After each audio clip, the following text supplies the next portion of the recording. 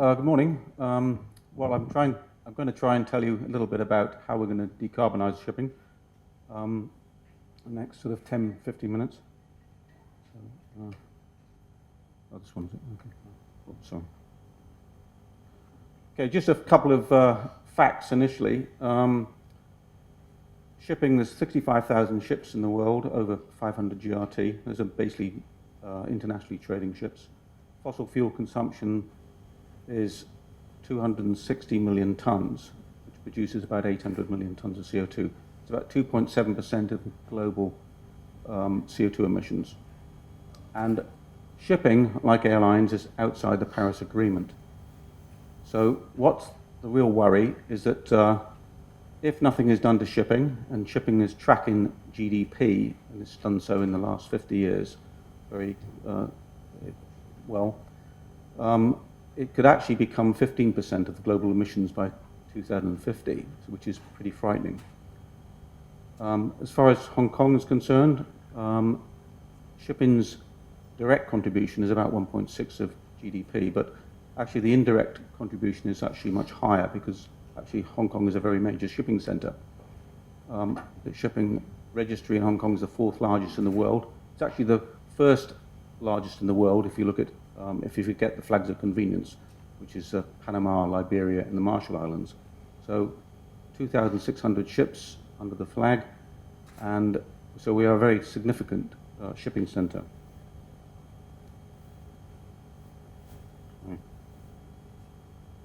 Right.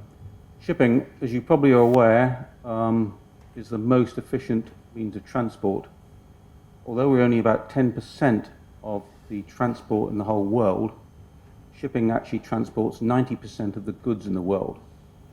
As you can see, we're twice as efficient as rail, 6 times more efficient than trucks, and airlines, well, of course, they're off the scale. So shipping is no solution but shipping. So what's been done, and basically, although we're outside the Paris Agreement, the shipping community through the IMO, and there's 170 countries in the IMO, which have got maritime interests, they agreed in 2018 that they would have some ambitions for shipping. And there's 4 basic ambitions. One is a 40% reduction in transport work by 2030, a 70% reduction in transport work by 2050, and a 50% reduction in total greenhouse gases by 2050, while pursuing 100% by 2100. So they're very significant, and those targets are down at the bottom, as you can see how they are. So how are you going to achieve this? Well, the IMO has thought about this with all the countries involved, and they've decided to come up with short-term, medium-term, and long-term targets. At the moment, we're in the short-term target. Now, it seems quite a long time, 2018 to 2023, to actually try and agree all these issues just for the short term. And the short term is about improving ships' efficiency. It's not about reducing, or rather having zero emission fuels. It's about efficiency. Ships actually have not been particularly efficient until recently, but they can achieve efficiency by being better designed, having better designed hulls, and also having an operational index, which basically pushes ship owners to operate their ships more efficiently. And in addition to this, just very recently, the ship owners associations in the world, and we're talking about basically almost 90 or 100% of the world's ship owners around the world through their various NGOs, for instance, the International Chamber of Shipping, BIMCO, Intertanko, Intertargo, CLIA, which is the cruise liner organizations. They've put forward to the IMO a very significant proposal called the IMRD, the International Maritime Research Board, to create a fund, an R&D fund, to actually fund R&D for shipping. They're basically proposing to extract $2 per ton of bunker fuel. Doesn't sound very much, but over 10 years it will produce $5 billion. So that's one of the things they're doing. Medium term starts in 2020. Well, basically the idea is that by 2023 all these new efficiency proposals will be introduced, and 2023 to 30, the main things there are to start using this IMRD funds and develop this R&D program. Also, there will be a fourth greenhouse gas study produced. The last greenhouse gas study which was produced was 2014. So that will show where we are at the moment with shipping. Longer term, what we need to do is create zero emission ships, and we need to do this by about 2035 if we're going to meet the targets for 2050. That's because ships last a long time, between 25 and 30 years. So any ship built today or in the next 10 years, which is not going to be zero emission, is not going to help us achieve this target. So we need to actually really look at producing zero emission fuels for ships in the next 15 years, which is a very hard task. So just quickly, the EEDI index, the Energy Efficiency Design Index for ships, started reducing in 2015, and they brought it forward to 2022, so there will be a 30% reduction in greenhouse gases on ships, which will be mainly container ships, gas carriers, general cargo ships, LNG carriers, and cruise ships from 2022. So any ship built after 2022 will be more than 30% below the 2015 level. Tankers and bulk carriers will come in 2025, and they're talking about now a phase 4, which is another 10% down. That will probably be phased in between 2027 and 2030. So there are quite significant savings just from efficiency. How they do this is improving the hull forms, improving basically waste heat recovery, and also utilization of some renewable energy. You've probably seen some sails on ships, but of course you can only use them actually if the wind is behind you. You can't use it if the wind is in front of you. There are also some ships where you can use some solar panels, like car carriers, etc. The other one of the quite exciting ones is air bubbling on the bottom of the ship. Sorry. Oops, sorry. Right, the operational indexes are about basically improving your ship's optimization, so optimizing voyages, optimizing speed, weather routing, and just-in-time and arrival and port, and of course keeping your hulls clean and your propellers clean. Ports, well, they need to have some assistance as well. I mean, one of the things they can do in ports is actually produce what they call cold ironing, or plug-in ships into the local electricity supply, but it's got to be sustainable electricity. The other issue is, well, bunkering for ships. That's what ports need to produce.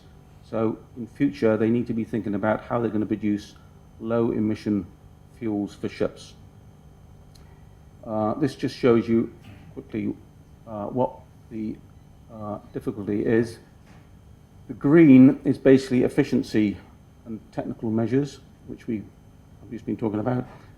The orange is operational measures, but the green is where we need to get to with reducing greenhouse gases by using low emission fuels. That's going to be much more difficult. That's, of course, to achieve our 50% reduction by 2050. The fuels that are available today, well, we've got fossil fuels and we've got LNG. Non-fossil fuels are going to be biodiesels, methylene, and hydrogen as well. Now, those are future fuels. We haven't got them yet.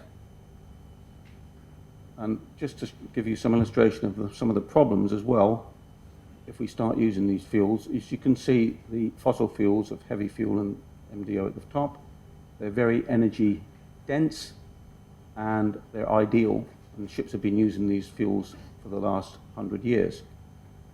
If we go into the low zero emission fuels or low emission fuels, what we find is that we have less energy density and we need to have larger tanks on the ships. Well, if you have larger tanks, then you reduce your cargo carrying capacity.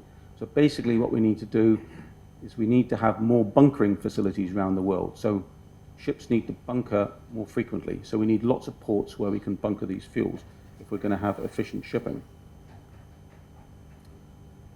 This is an illustration of where we need to get to. The small ship on the left-hand side there, those are small ships which are now being produced using batteries. There's some ships now using batteries in Northern Europe, particularly small ferries.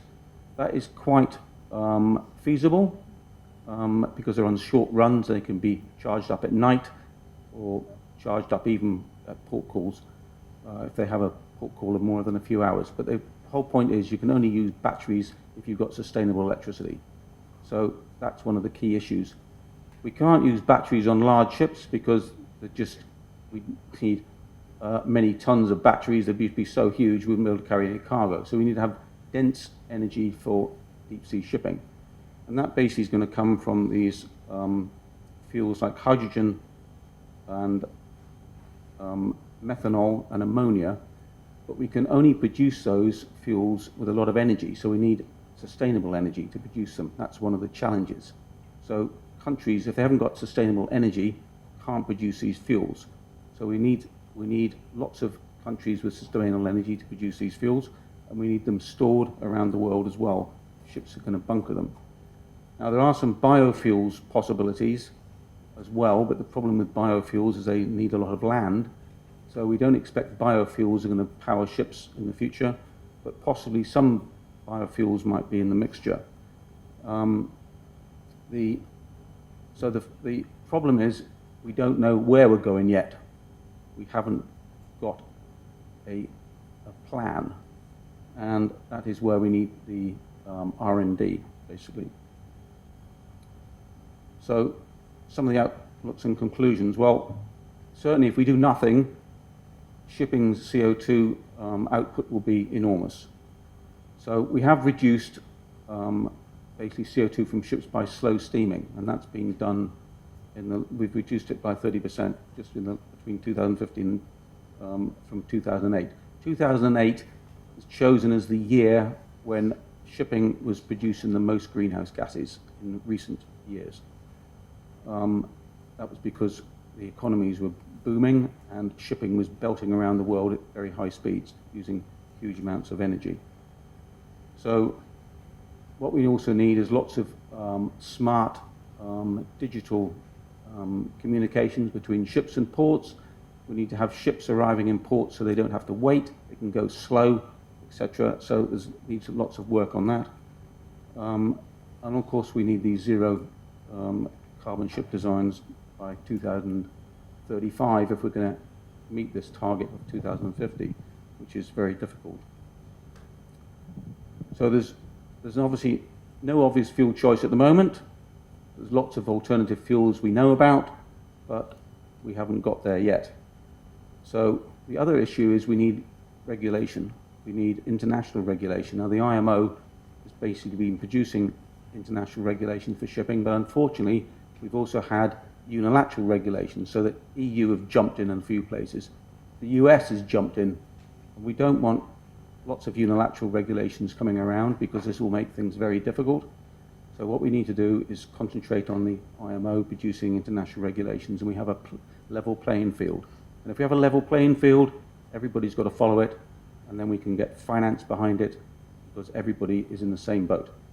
So it's a slow transition, but we need action. And the other issue is all these low emission, zero emission fuels are going to cost more probably. Shipping can't take that cost alone. They've got to pass it on to the customer.